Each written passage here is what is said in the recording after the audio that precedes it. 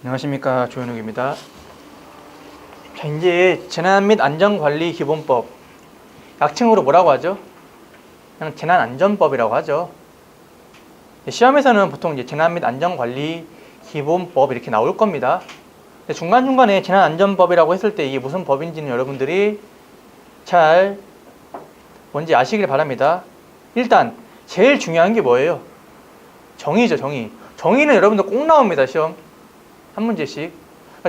정의라고 해서 그냥 재난법은 뭐다 이렇게 알고 계시는 것보다 정확한 의미로 알고 계셔야 돼요. 재난안전법, 다시 말해서 재난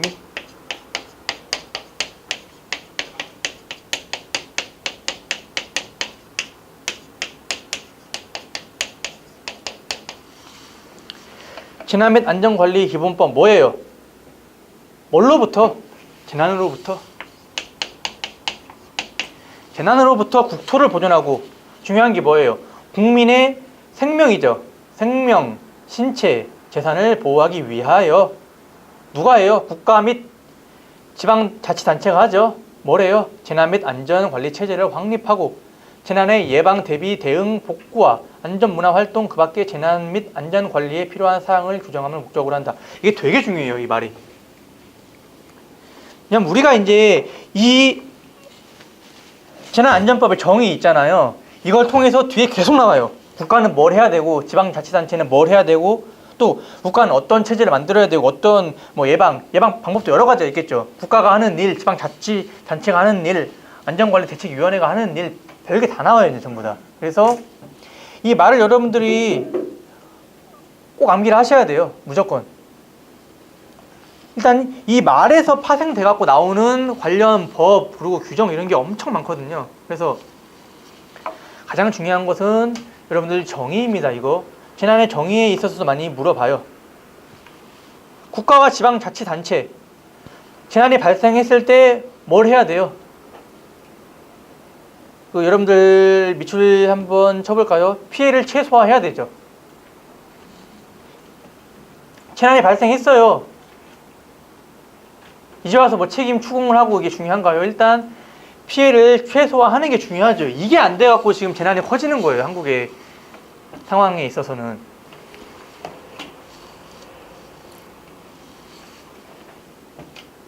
일단 매뉴얼은 있어요. 매뉴얼은 있는데 해본 적이 없어요. 거기다가 명령 체계도 지금 잘 되어 있지 않고.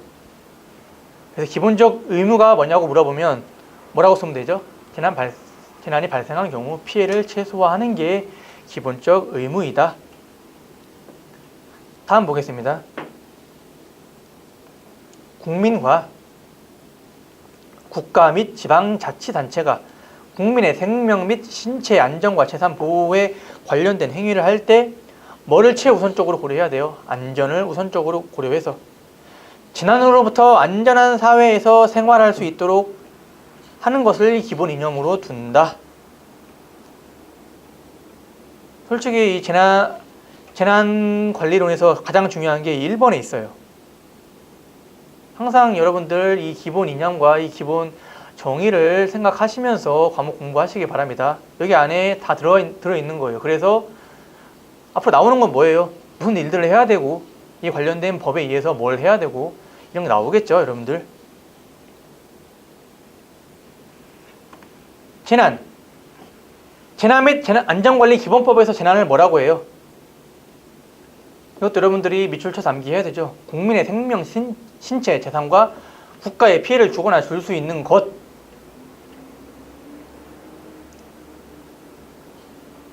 이게 뭐예요? 재난 및 안전관리 기본법에서 말하는 재난의 정의입니다. 이렇게 시험 나와요, 실제로. 일단 법이 나오죠. 재난 및 안전관리 기본법에서 말하는 재난의 정의에 대해서 올바른 것은 이렇게 물어봅니다. 그래서 이 말을 정확하게 알고 있어야 돼요. 법에서 두 가지로 구분하죠. 자연재난과 사회재난으로.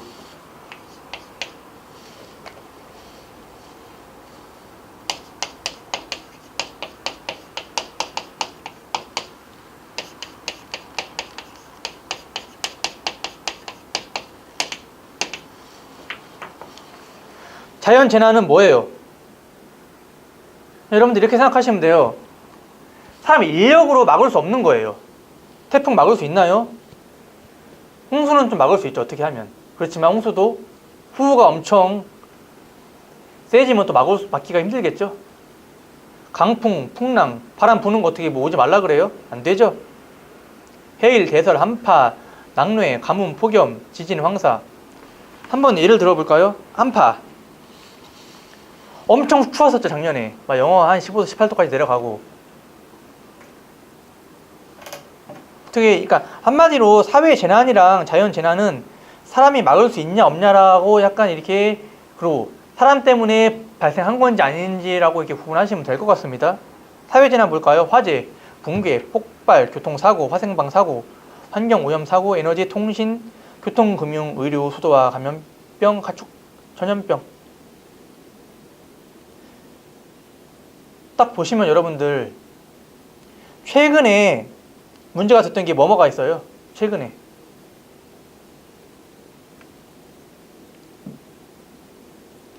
한국에서 한파 있었죠. 한파 폭염 있었죠. 거기다가 지진도 있었죠. 거기다가 뭐 예전부터는 있긴 있었지만 요새 계속 뭐 미세먼지 하면서 문제되는 게 뭐예요? 크게 보면 황사죠. 여러분들 이런 것들을 중점적으로 보시면 될 거예요. 그러면 이제 뭘 물어볼 수 있냐? 이제 책 아래쪽 보면 이제 각각에 대해서 설명이 나오죠. 그냥 단지 이런 문제도 많이 물어봐요. 태풍의 의미, 태풍에 대해서 올바른 것은 이렇게 막 물어보잖아요. 그럼 이제 올해 뭐 나올 가망성이 있어요, 사실. 한파, 뭐 폭염, 지진 이런 거 나올 수 있겠죠. 왜냐면 최근에 이런 것 때문에 문제가 되었기 때문이에요. 만약에 올해 큰 홍수가 나갖고 이재민이 많이 발생하고 피해가 컸어요. 그러면 시험에 나올 수가 있겠죠, 이런 것들. 그래서 여러분들 이제 공부를 하고 있는 이 시점 이후로도 어떤 자연 재난이 발생할지 모르겠지만 최근에 이슈가 됐던 내용 위주로 좀 보시면 아무래도 출제 가능성이 높다라고 보시면 되겠습니다. 사회재난 한번 보겠습니다. 사회재난. 불이야 뭐 아무리 조심해도 나는 거고 교통사고도 맨날 나죠. 최근에 뭐 있었어요, 문제? 서대문 KT 지사에서 불 났었죠. 단순 화재 사고로 보시면 안 되겠죠. 이걸로 이 일대에 뭐가 마비됐었어요? 통신이 마비가 됐었죠. 그리고 어떻게 됐어요? 모든 가게에서 신용카드 결제가 안 됐었죠. 카드 결제가 안 됐어. 그리고 사람들 같은 경우에 연락이 안 됐어요. 어떤 일이 있었냐면 제 대학 후배들이 이야기해 준 거예요. 이날 하필이면 한 명이 해외 출장 나가 있거든요, 주재원으로. 잠시 주말에 집안에 볼 일이 있어갖고 온 김에 그냥 그 둘이 엄청 친한데 잠깐 만나기로 했어요. 그런데 둘 다 KT를 썼어요, 핸드폰을. 안 된 거예요, 연락이. 서울역에서 어떻게 찾아요, 둘이. 이제 잠깐 이제 받아 나가야 되는데. 그래서 그 친구가 1년 만에 왔는데 그냥 못 보고 나갔어요. 연락이 안 되니까 계속 거기서 한 1시간 반 동안 서로 찾았대요. 그냥 어디 있을까봐. 안 되죠. 핸드폰이 안 되는데. SNS도 안 되죠. 그렇다고 뭐 어떻게 안내 방송을 해요? 안 그래도 사람들 전부 다 우왕좌왕하고 있는데 진짜 이게 어떤 문제가 있냐면 예전 같은 경우에 문제가 안 됐을 거예요. 그냥 아예 그냥 그래 그럼 서울역 1번 출구 앞에서 2시에 만나자라고 하면 됐는데 지금 그렇게 만나는 사람 없죠. 다 어떻게 해요? 메시지로 보낸다던가 이렇게 하죠. 나 어디쯤이야? 왔어? 그러면 어디 앞에 있어? 이렇게 하죠. 통신이 안 돼 버리니까 순간 일대가 마비가 돼 버리는 거예요. 이거 사회 재난이죠. 그런데 문제가 뭐였어요? 그 건물에서 화재가 발생했던 건데 관리하는 사람이 없었죠. 뭐 인력 감축이다 뭐다 싶어가지고. 한마디로 이거는 인간 때문에 발생한 거예요. 그래서 자연재난과 사회재난의 차이점을 알고 계시고 이렇게 최근에 이슈가 됐던 내용이 나올 수가 있다라고 여러분들이 생각을 하시면 됩니다. 그래서 여러분들 공부하시다가도 뉴스 이런 것들은 챙겨보시면 좋아요. 뭐 뉴스를 꼭 처음부터 끝까지 다 보라는 것은 아니지만 여러분들이 이제 방지 안전직을 준비하기 때문에 특히나 뉴스 관련 탭 중에서 이런 거 있어요. 오늘의 사건 사고 이런 것들 같은 경우에 한 번쯤 여러분들 보시는 게 좋아요. 그거 오늘의 사건 사고 타이틀만 봐주세요. 아 여기서 오늘 뭐 사고 났구나. 보통 사고 나면 이렇게 기사 나오죠. 오늘 무슨 뭐 서울 무슨 동에서 사고가 나서 어떤 뭐 가스 폭발이 나서 몇 명이 죽었다. 이 정도만 보더라도 아 최근에 이런 걸로 큰 사고가 났구나라고 알 수 있겠죠. 그런 기사 보는데 하루에 5분도 안 걸려요. 모아서 보는 것도. 그리고 그냥 넘길 것도 많지만 이렇게 큰 사고 나는 것도 있거든요. 그러면 여러분들 요새 핸드폰에 전부 다 긴급 알림 문자 오죠? 그런 것들 같은 경우에는 한번 주의 깊게 한번 보세요. 아, 내가 지금 살고 있는 지역, 내 주위에서 이런 큰 사건이 일어났구나라는 것을 알 수가 있어요. 친절하게 다 이렇게 보내주죠. 그래서 이제 자연재난과 사회재난, 왜 이게 중요하냐면 여기서 문제가 나오거든요. 꼭 한두 문제씩은. 그래서 어떤 것에 의해서 재난이 일어났는지 여러분들 잘 보시기 바랍니다. 그리고 이제 우리가 이제 뒤에 자연재해대책법에서도 하겠지만 한번 보겠습니다. 비교를 해야 되니까.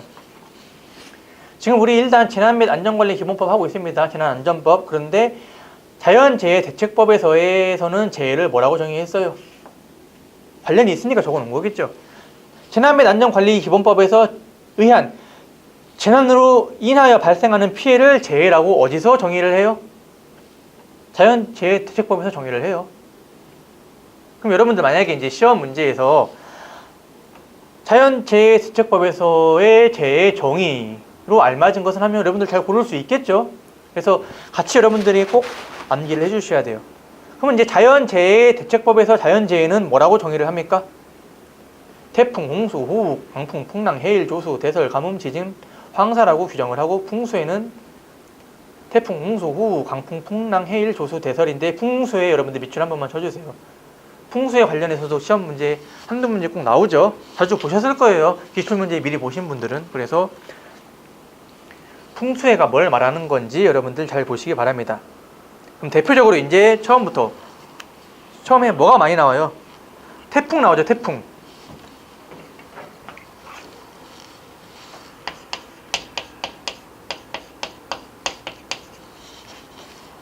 태풍 한자로 뭐예요? 클테 바람풍이죠. 큰 바람이에요. 태풍 한국 와요, 안 와요? 한국 오죠? 중요해요, 태풍. 태풍에 대해서는 태풍 자체로 물어보는 경우가 많거든요. 그래서 태풍에 대해서 좀 우리가 자세하게 알아볼게요. 태풍 보통 어디서 발생해요? 이렇게 있으면 지도를 한번 그려볼게요. 여기가 한국, 여기가 울릉도, 독도, 여기가 일본, 그리고 여기가 어떻게 돼 있어요? 중국. 여기 필리핀 있죠, 이쪽에. 보통 이쪽에서 발생을 하죠, 태풍이 보통. 어떻게 와요, 보통 와서? 이렇게 오다가 이리로 가버리죠, 보통.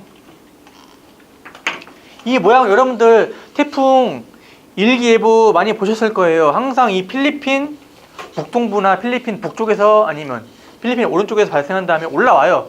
올라와서 뭐 중국으로 가는 경우도 있고. 근데 항상 보통 뭐 어떻게 돼요?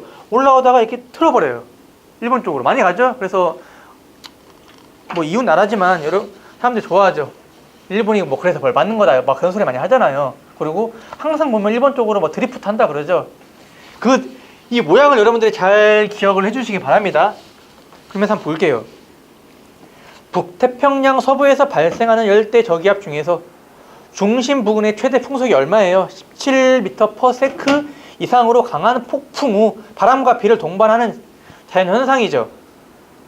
그래서 세계기상기구에서는 뭐라고 정의해요? 중심 부근의 풍속이 33m/s 이상인 것을 m/s죠. 태풍이라고 하고 25에서 32를 열대 폭풍, 그리고 열대 저압부로 구분한다. 그런데 우리가 중요한 건 뭐냐면 우리나라에서 정의하는 것을 중요하죠. 실제 시험 문제 보기로도 이렇게 나옵니다. 이제 여기서부터 중요하게 보겠습니다. 우리나라에서는 어떻게 구분해요? 일반적으로 얼마? 최대 풍속이 17m/s 이상인 것을 그냥 태풍이라고 부르죠. 여러분들 여기 체크를 잘 해주시면 돼요. 한번 보겠습니다. 태풍은 주로 필리핀 동쪽의 넓은 해상에서 발생하여 북서쪽으로 진행하면서 보통 어디에요? 홍콩이나 이런 아래까지 오죠. 대만 쪽으로 오죠. 그 다음에 어떻게 돼요? 세력을 증가하다가 북동쪽 일본 쪽으로 방향을 틀어요. 그런데 어때요? 꼭 그렇게 가는 건 아니죠? 지멋대로 가는 경우도 있습니다. 그래서 여러분들 이 기상청에 나와 있는 자료예요. 태풍의 강도 분류 한번 보겠습니다.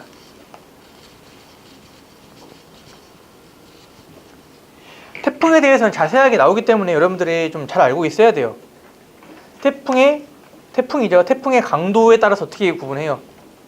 최대 풍속을 기준으로 해서 뭐 약한 태풍이다, 중간 태풍이다, 강한 태풍이다, 매우 강한 태풍이다 이렇게 구분할 수 있겠죠. 그래서 일단 얼마라 그랬어요? 17m/s 이상이면 태풍으로 구분합니다. 17에서 25 미만이죠. 17에서 25 미만까지는 약한 태풍이라고 구분하고, 이 구분에 대해서는 여러분들이 한번 잘 보셔야 돼요. 태풍의 크기는 소형, 중형, 대형, 초대형으로 구분하죠. 어떤 걸 기준으로 하는 거예요? 태풍의 크기 있잖아요. 반경. 여러분들 많이 보셨을 거예요. 일기예보 보면 어떻게 되어 있어요? 항상 이렇게 제주도 있죠. 이렇게 우리나라.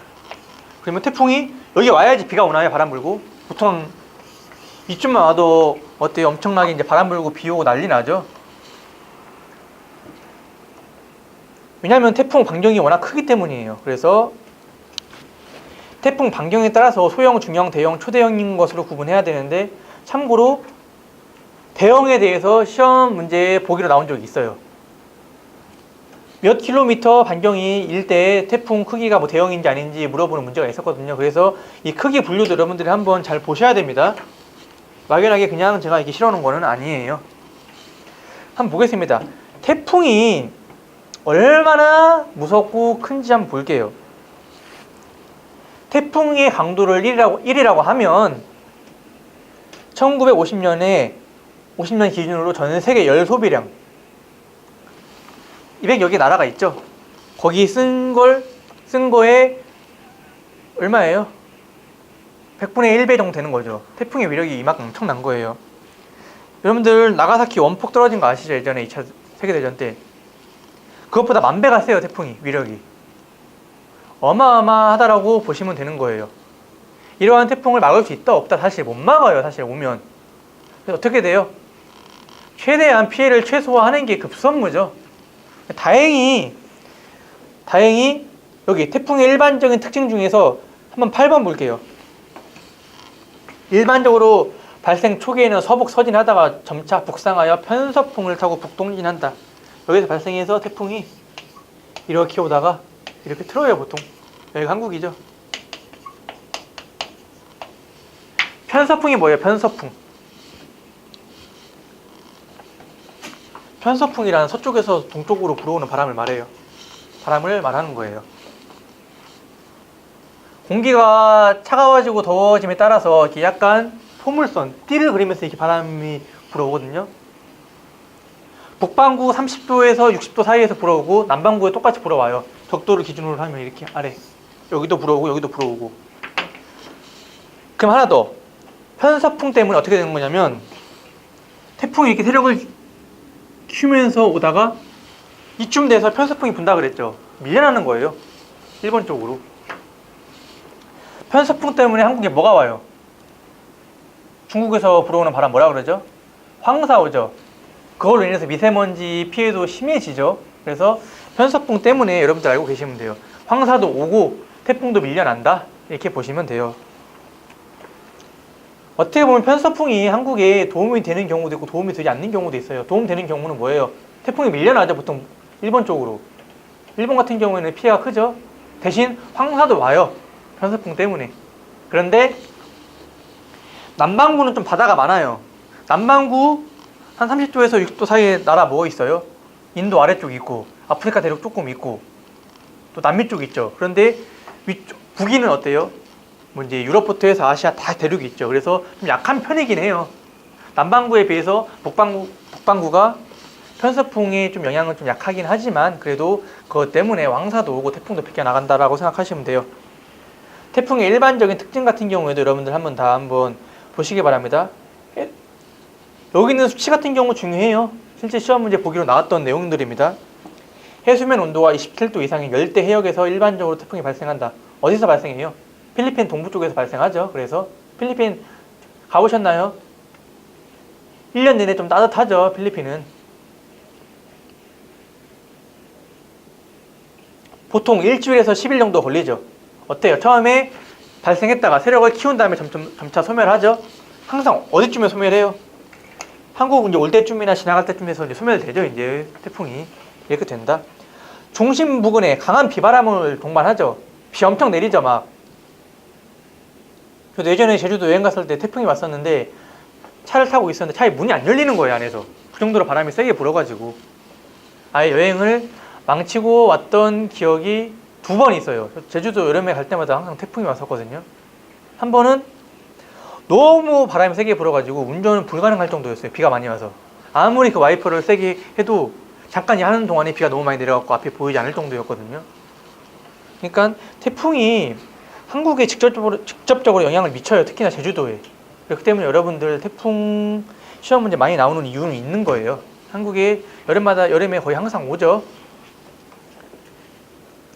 그래서 한번 보고서 이제 태풍의 눈 알죠? 그런 말 있죠. 태풍의 눈이라고 해서 가운데만 있으면 살 수 있다, 사람들. 가운데만 잘 보거든요. 왜냐하면 가운데는 되게 날씨 맑고 평온하죠. 그걸 태풍의 눈이라고 하는데 거기만 여러분들 잘 뛰어다니고 왔다 갔다 할 수 있으면 태풍이 피해를 안 받을 수는 있는데 태풍의 이동 속도가 빠르죠. 그렇게는 힘듭니다. 다음 이제 홍수 볼게요. 홍수.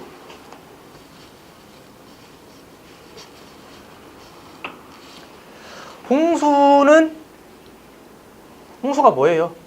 비가 많이 와서 물 범람하는 거죠. 한국에서는 잘 일어난다, 일어나지 않는다. 홍수. 잘 일어나지는 않아요. 대비가 잘 돼 있기 때문에. 강 옆에 뚝도 많이 쌓아두고 댐 같은 경우도 잘 돼 있죠. 그래서 홍수에 의한 피해는 많이 없어요. 밑에 3번 호우 먼저 볼게요. 호우는 뭐예요? 단시간에 많은 비를 내리죠. 단시간에 비가 많이 내리는 것을 말하죠. 호우. 집중호우는 뭐예요? 사실 명확한 기준은 없으나 하루에 내리는 비의 양이 연간 강수량의 10% 이상일 때를 기준으로 하는 경우가 많아요. 보통 막 이런 거 있죠. 하루에 뭐 100mm 이상 온다. 집중호우가 내리면 뭐가 문제가 생겨요? 홍수로 이어질 수 있겠죠. 강이 범람을 해가지고. 그래서 96년도 7월에 경기도 북부 파주 연천에 이틀간 얼마예요? 500mm 비가 내렸죠. 그래서 큰 피해가 있었다 해서 홍수까지 일어난 적이 있었어요. 저희 외삼촌네 집이 연천 한탄강 바로 옆이었거든요. 한탄강이 있으면 여기에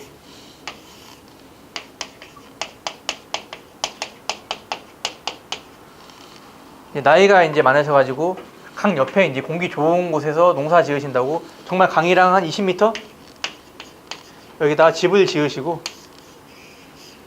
밭도 이렇게 하고 여기 뭐 돼지, 닭, 뭐 개 이거 키우고 있으셨어요. 그런데 홍수 일어나가지고 그래도 집이 한 3, 4m는 되겠죠. 아예 잠겨버린 거예요. 그래서 안에 있는 가전제품 다 버리고 여기 있는 돼지, 뭐 닭, 동물들 다 떠내려갔거든요. 전부 다.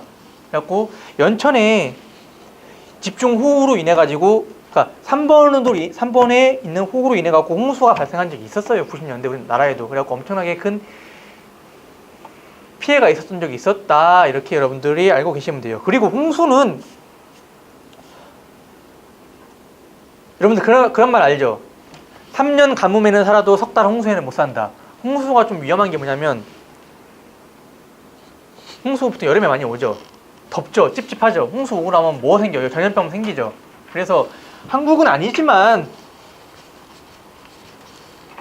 1931년에 중국에서 장강에서 홍수가 발생해서 사상자가 몇 명 나왔냐면 400만 명이 나왔어요. 역대급, 전 세계 역대급 일어났던 홍수 피해 큰 거 있잖아요. 1위부터 5위까지 다 중국이에요. 거의 다 200만 명 이상입니다. 전부 다. 중국 같은 경우는 왜 그래요? 사람도 많고 사실 사람이 많죠. 거기다가 강도 있죠. 여러 가지. 그리고 이런 대비가 잘 안 돼 있어가지고 특히나 옛날 같은 경우에 대비가 잘 안 돼 있겠죠. 그러니까 피해가 이렇게 커질 수밖에 없었던 거예요. 홍수 나면 뭐가 문제예요? 당연히 물 때문에 사람이 죽을 수 있겠죠. 그렇지만 바로 전염병 오죠. 여러분들 혹시나 특히 남자분들 같은 경우에 삼국지 좋아하시죠? 삼국지 보면 역병 이런 거 많이 돈다 그러잖아요. 그래서 많이 죽고 사람들. 더군다나 그 옛날 시대에는 어땠을까요? 이렇게 물이나 이런 거 한번 딱 쓸고 지나가면 이런 관련 전염병 같은 경우에 엄청 생기죠. 막 피부병 생기고. 그래서 홍수는 뭐가 문제다. 이런 피해가 많기 때문에 정말 재난으로 이어질 수 있다라고 보시면 됩니다. 강풍, 평균 초속이 14m 이상 바람이 10분 이상 지속되는 경우를 의미한다. 강풍 뭐랑 같이 와요? 태풍이랑 같이 오죠. 몇 년 전에 한국에서 이거 유행한 적 있지 않나요? 창문에다 뭐 붙였어요? 창문에 테이프 붙였죠. 강풍으로 인해서 뭐가 부러질 수 있어요? 유리창 깨질 수가 있겠죠. 그리고 다 날아가죠. 막 낙하물이 떨어지고 막 깨지고 하죠. 그래서 강풍도 진짜 정말 세게 불면 문제가 될 수 있죠. 특히 미국 같은 경우에 허리케인 같은 거 문제 많잖아요. 풍랑은 뭐예요? 해상에서 바람에 의해 일어나는 파도이다. 특히나 이런 거 강풍 불 때 바닷가에서 이런 거 활동하면 안 되죠. 해일 뭐예요? 해일. 폭풍, 지진, 화산, 폭발 등이 원인이 되어서 한마디로 그냥 바다에서 육지로 홍수가 일어난다고 생각하시면 돼요.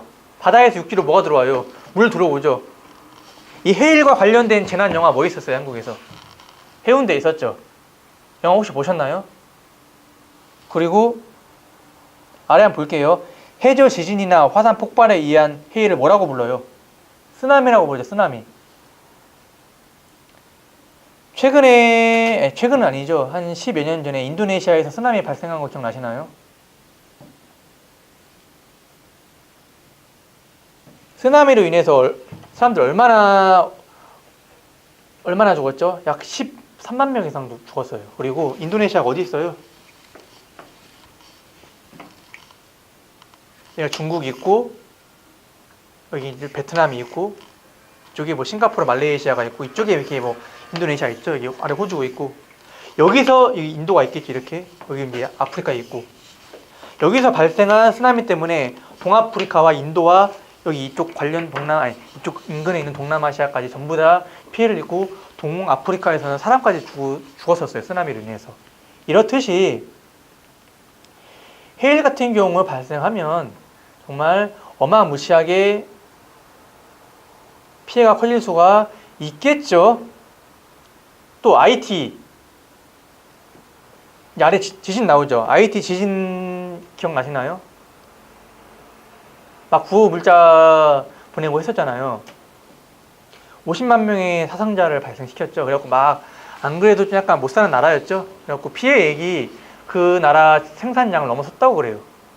아예 그럼 어떻게 되는 거예요? 진짜 국가 차원에서 이거는 거의 재난을 넘어서 재앙 수준이거든요. 어떻게 복구가 할 수 없는 수준까지 온 거예요. 이거는. 그래서 이런 자연 재난은 정말 무섭고 위험합니다. 그리고 지진 같은 경우에는 여러분들 좀 자세하게 보셔야 돼요. 한국 더 이상 지진이 안전해요? 안전하지 않아요? 안전하지 않죠? 지진이 어떻게 일어나는 거예요? 여러분들 다 중학교 과학 시간 때 배웠죠? 땅이 어떻게 돼요? 단층이 이렇게 맞물리면서 충격이 발생하는 거죠. 원래 어디서 많이 발생했어요? 일본 동쪽에서 많이 발생했죠. 그래서 막 그런 말도 있었잖아요. 일본이 이제 나중에 이제 침몰되고 없어진다 그런 말도 있었잖아요. 사실 조금씩 이제 해수면이 높아지고 들어가죠. 더 이상 근데 한국에서도 지진에 대해서 안전하진 않아요. 16년도에 포항에서 지진이 발생했었죠.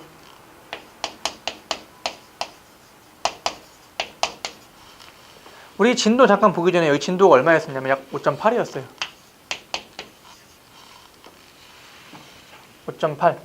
23명의 사상자를 발생시켰고 약 110억 원 정도의 재산 손해를 냈습니다. 이때부터 어떻게 됐어요, 우리가? 사실 이전에도 지진이 있었죠. 그런데 여러분들 막상 한국에 큰 지진이 없었죠. 뭐 신라시대에 관측이 됐다고 하는데 그거는 옛날이고 사실. 여러분들 한번 생각해 보세요. 지진 나면 어떻게 알고 있어요? 어디 무슨 뭐 책상 밑에 숨는다. 그 정도 알고 있겠죠. 그렇지만 한국은 사실 지진에 대해서 많이 예방 대비가 안 돼 있었어요. 그래서 5.8 지진이면 약간 일본에서는 심하지 않은 지진일 수 있어요. 근데 한국에서는 좀 약간 문제가 됐었죠. 그리고 2017년도에 이게 좀 컸죠. 이건 16년도에 경주죠. 뭐 경주나 포항이나 전부 다 어디에 있어요? 우리나라 동해 쪽에 있죠. 동해. 포항에서 지진 발생해서 어떻게 돼요? 135명의 부상자, 사상자, 재산 피해가 약 3천억. 이때 기억나시나요? 아파트 같은 경우에 막 건물도 막 무너져가지고 막 금가고 해갖고 다 대피하고 이걸로 인해서 아주 국가적으로 크게 연기한 사건이 있었죠. 뭘 연기해서 일주일 동안 수능 연기했었죠. 그래서 이런 거 같은 경우에는 중요하죠. 여러분들 시험에 나올 수 있으니까 좀 주의 깊게 보시기 바랍니다. 더 이상 한국도보다 지진에 있어서 안전한 나라는 아니다라고 여러분들 보시면 됩니다. 지진 한번 볼게요.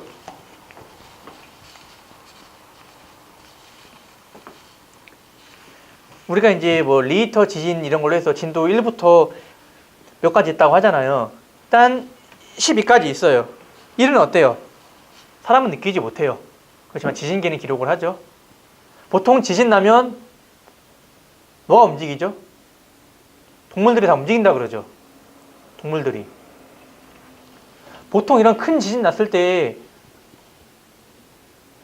벌레, 꽃게, 쥐 이런 것들 다 도망가잖아요. 전부 다 그거 알고서 미리. 근데 사람은 못 느끼나 뭐 지진계는 기록되는 지진이다 하고선 일단 여기 있는 건 한번 읽어보시기 바랍니다. 한번 5, 6 한번 볼게요. 왜냐면 한국에서 났던 거니까. 5 볼게요. 거의 모든 사람이 느낀대요. 그래 창문 등이 깨지고 불안정한 물체는 넘어진다. 그럼 무슨 소리죠? 이렇게 뭐 책상 위에 컵 같은 거 세워놓으면 넘어지고 그릇 같은 경우에 보통 찬장에 넣어놓죠. 이런 게 다 넘어져고 깨진다는 소리죠. 6은 뭐예요? 모든 사람이 느끼고 무거운 가구가 움직이고 그럼 뭐예요? 이런 것들은 막 이렇게 움직이는 거죠. 이렇게. 그러니까 한국에서 났던 지진도 꽤 컸던 겁니다. 여러분들 이런 물건이 움직인다는 것은 엄청나게 땅이 심하게 흔들려야지 움직이는 거예요. 그래서 한국에서 이렇게 지진이 난다.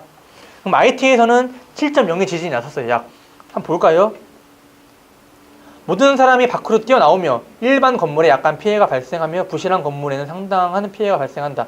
IT가 사실 잘 사는 나라가 아니었잖아요. 건물이 약간 부실한 건물들이 많았어요. 그래서 그때 보면 다 무너지고 막 그랬잖아요. 그래서 이렇게 큰 일이 발생한다. 일본은 어때요? 내진 설계 잘 돼 있죠. 근데 일본에서 지진 크게 나면 보통 8 이상 나잖아요.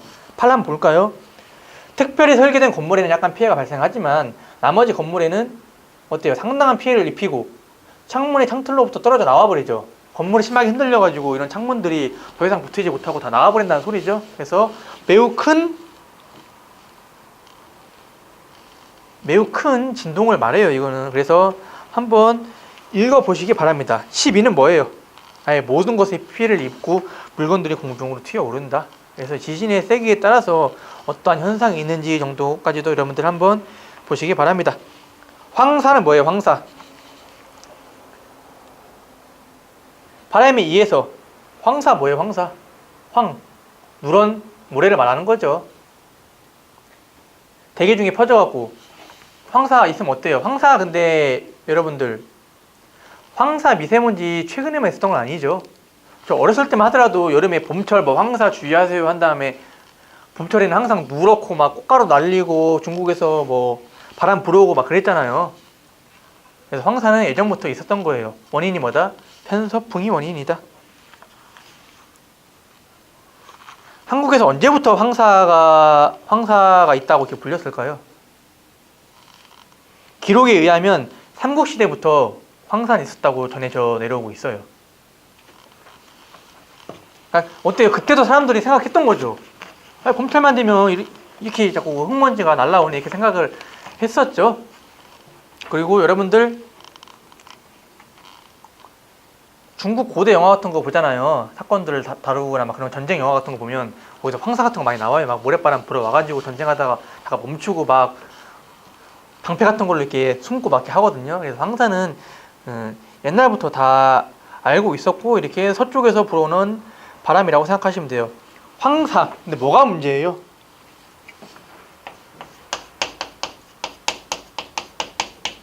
아주 심각하죠, 미세먼지. 여러분들 진짜 미세먼지는 조심하셔야 돼요. 미세먼지 심한 날 밖에 나가보시면 마스크 안 하는 사람 많거든요. 정말 이거 조심해야 됩니다. 잠깐 아래 보면 발암물질이라고 지정이 됐어요. 한번 볼게요. 미세먼지 크기에 따라서 우리 뭐 PM이라고 하죠. PM10, PM2.5 이렇게 하죠.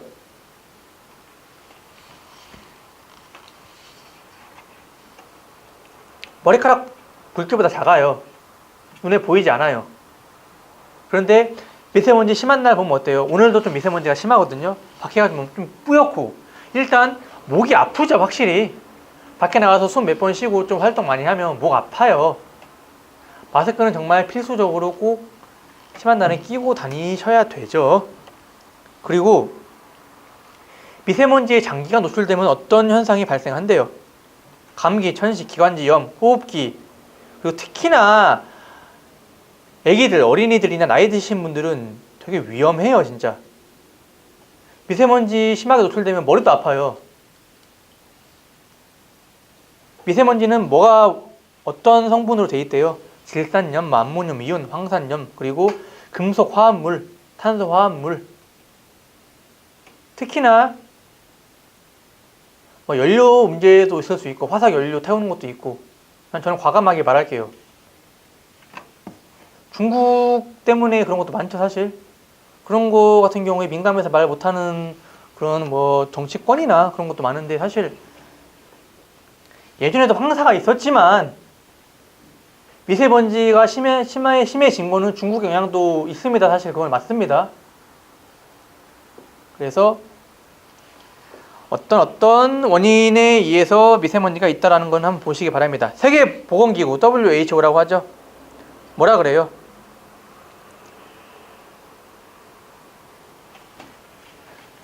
디젤에서 배출되는 뭐 카본 블랙이라고 해서 검은 이런 가루를 말하는데 1군 발암 물질로 지정했다.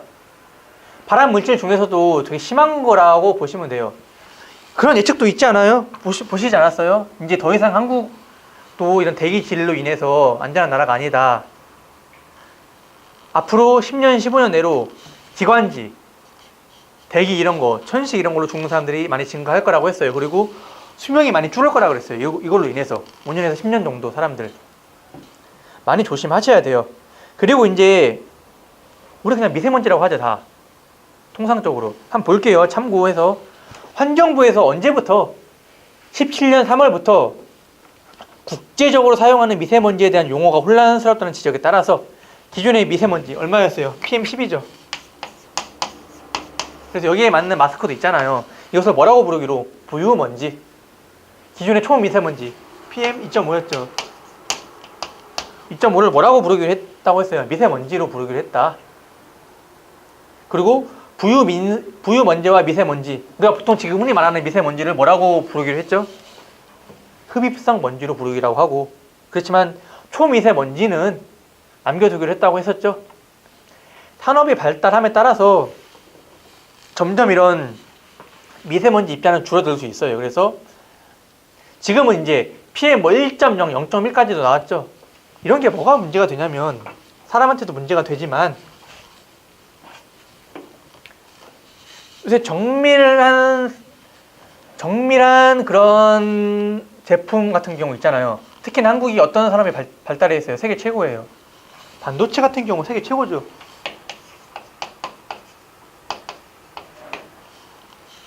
사실 뭐 나라의 뭐 근간 산업이라고도 볼 수 있어요.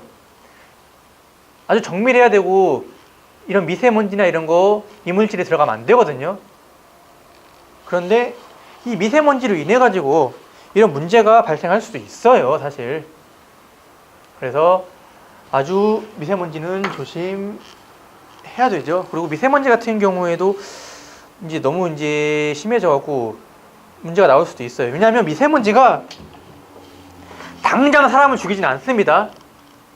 그렇지만 장기적으로 봤을 때 이것도 거의 재난으로까지 볼 수 있어요. 이게 사실 이제 몇 년 전부터 문제가 되기 시작했잖아요. 이게 한 번에 문제가 돼갖고 사람이 피해가 오는 날이 올 겁니다, 진짜. 그럴 경우는 어떻게 돼요?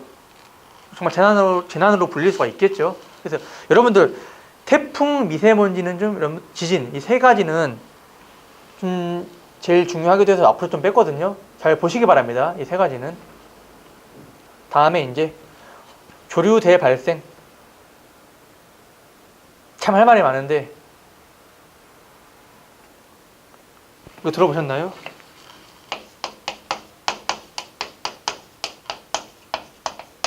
녹차 라떼? 녹조 라떼 아, 녹차 라떼는 마시는 거죠. 녹조 라떼라고 하죠. 녹조 라떼라는 말 들어봤죠? 네, 제가 지금 정치적인 발언은 하지 않겠습니다. 뭘 해가지고 했는데 원래 이것도 뭐 원래 그냥 그래 그냥 말하면요 조류나 이런 거 녹조 같은 거는 발생하긴 했었어요. 근데 이렇게 심하게 발생하지 않았었죠 사실. 그래서 이것도 이제 문제가 심각해졌어요. 빨리 복구를 전 했으면 좋겠어요. 이것 때문에 환경 오염도 심해지죠. 이걸로 인해서 누구 주머니에 들어간지는 모르겠지만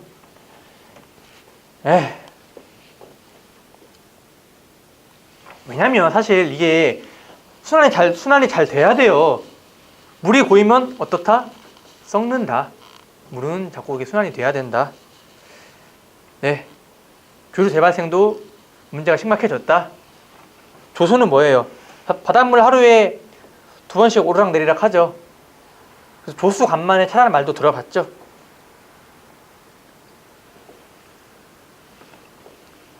인력 작용으로 인해서 해수면이 하루에 2번씩 왔다 갔다 하는데 이것도 조수 간만에 차가 커지면 어떻게 돼요? 사람이 활동하다가 크게 재난이 있을 수도 있고 있을 수가 있겠죠. 그래서 이것도 심해지면 문제가 되는데 솔직히 한국에서는 그렇게 뭐 발생하지는 않아요. 자주. 그렇지만 여러분들 이거는 한 가지 알아두세요. 한국에서 자주 발생하지 않는다고 이런 것들을 신경 안 쓰면 안 되겠죠. 항상 이런 자연 재난 사고는 예기치 못하게 다가옵니다. 한국도 정말 진짜 몇 년 전까지만 하더라도 지진에 있어서는 안전한 나라라고 했지만 지금 더 이상 그렇지 않아요. 어떨지는 모르고 또 한파 한번 볼게요. 한파.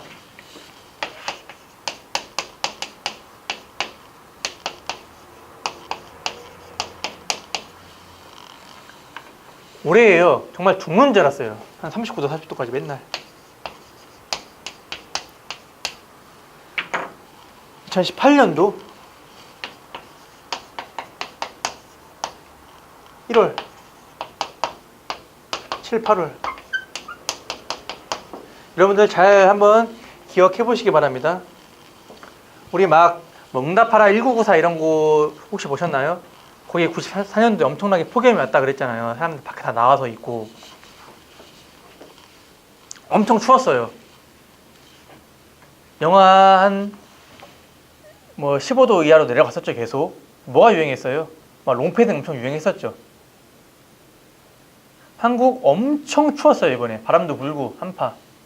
그런데 또 여름에는 어땠어요? 40도까지 올라갔죠. 정말 이거 미친 거예요. 온도 차이가 얼마예요? 온도 차이가 55도가 나는 거예요. 사람이 몸이 이거는 못 버틸 수가 있거든요. 사람이. 그런데 어떻게 돼요?